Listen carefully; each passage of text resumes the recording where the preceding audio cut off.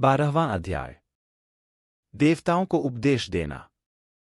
नारद जी बोले, ब्रह्मा जी, आप धन्य हैं क्योंकि आपने अपनी बुद्धि को शिव चरणों में लगा रखा है। कृपा कर इस आनंदमय विषय का वर्णन सविस्तार पुनः कीजिए। ब्रह्मा जी ने कहा, हे नारद, एक समय की बात है।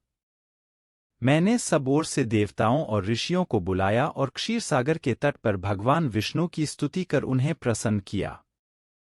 भगवान विष्णु प्रसन्न होकर बोले, हे ब्रह्मा जी एवं अन्य देवगणों, आप यहां क्यों पधारे हैं? आपके मन में क्या इच्छा है? आप अपनी समस्या बताइए। मैं निश्चय ही उसे दूर करने का प्रयत्न करूंगा। यह सुनकर ब्रह्मा जी बोले, हे भगवान, दुखों को दूर करने के लिए किस देवता की सेवा करनी चाहिए? तब भगवान विष्णु ने उनके प्रश्न का उत्तर देते हुए कहा, हे ब्राह्मण, भगवान शिव शंकर ही सब दुखों को दूर करने वाले हैं। सुख की कामना करने वाले मनुष्य को उनकी भक्ति में सदैव लगे रहना चाहिए। उन्हीं में मन लगाए और उन्हीं का चिंतन करे। जो मनुष्य शिव भक्ति में लीन रहता है, जिसके मन में वे विराजमान हैं, वह मनुष्य कभी दुखी नहीं हो सकता।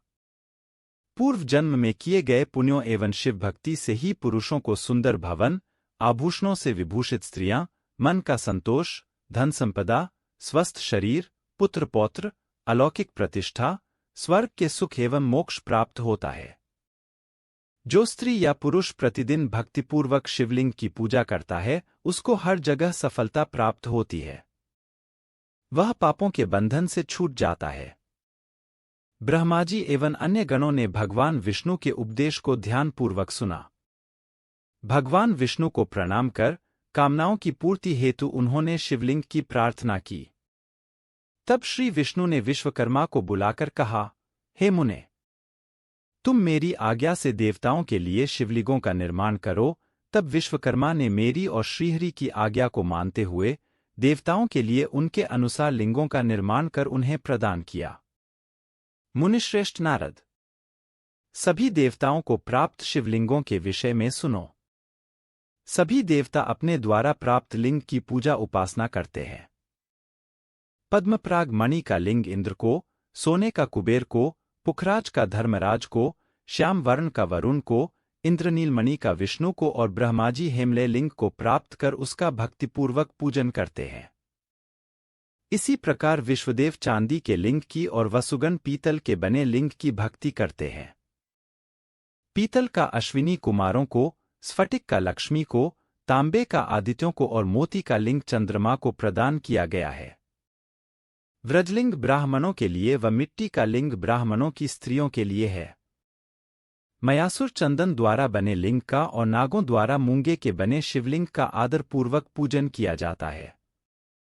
देवी मक्खन के बने लिंग की अर्चना करती हैं। योगीजन भस्म में लिंग की, यक्षगण दधि से निर्मित लिंग की, छायादेवी आटे के लिंग और ब्रह्मपत्नी रत्न में शिवलिंग की पूजा करती है। बाणासुर पार्थिव लिंग की पूजा करता है। भगवान विष्णु ने देवताओं को उनके हित के लिए शिवलिंग के साथ पूजन विधि भी बताई। देवताओं के वचनों को सुनकर मेरे हृदय में हर्ष की अनुभूति हुई। मैंने लोगों का कल्याण करने वाली शिव पूजा की उत्तम विधि बताई। यह शिव भक्ति समस्त अभीष्ट फलों को प्रदान करने वाली है। इस प्रकार लिंगों के विषय में बताकर ब्रह्माजी ने शिवलिंग व शिव भक्ति की महिमा का वर्णन किया। शिव पूजन भोग और मोक्ष प्रदान करता है। मनुष्य जन्म उच्च कुल में प्राप्त करना अत्यंत दुर्लभ है। इसलिए मनुष्य रूप में जन्म लेकर मनुष्य को शिव भक्ति में लीन रहना चाहिए। शास्त्रों द्वारा बताए गए मार्ग का अनुसरण करते हुए, जाति के नियमों का पालन करते हुए कर्म करें। संपत्ति के अनुसार दान आदि दें। जप, तप, यज्ञ और ध्यान करें। ध्यान के द्वारा ही परमात्मा का साक्षात्कार होता है। भगवान शंकर अपने भक्तों के लिए सदा उपलब्ध रहते हैं। जब तक ज्ञान की प्राप्ति न हो, तब तक कर्मों से ही आराधना करें। इस संसार में जो वस्तु सत असत रूप में दिखती है अथवा सुनाई देती है, वह परब्रह्म शिव रूप है। तत्वज्ञान न होने तक देव की मूर्ति का पूजन करें। अपनी जाति के लिए अपनाए गए कर्म का प्रयत्नपूर्वक पालन करें। आराध्य देव का पूजन श्रद्धापूर्वक करें, क्योंकि पूजन और दान से ही हमारी सभी विघ्न व बाधाएं दूर होती हैं। जिस प्रकार मैले कपड़े पर रंग अच्छे से नहीं चढ़ता, परंतु साफ कपड़े पर अच्छी तरह से रंग चढ़ता है, उसी प्रकार देवताओं की पूजा अर्चना से मनुष्य का शरीर पूर्णतया निर्मल हो जाता है।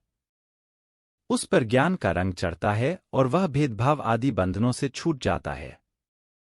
बंधनों से छूटने पर उसके सभी दुख दर्द समाप्त हो जाते हैं और मोहमाया से मुक्त मनुष्य शिवपद प्राप्त कर लेता है।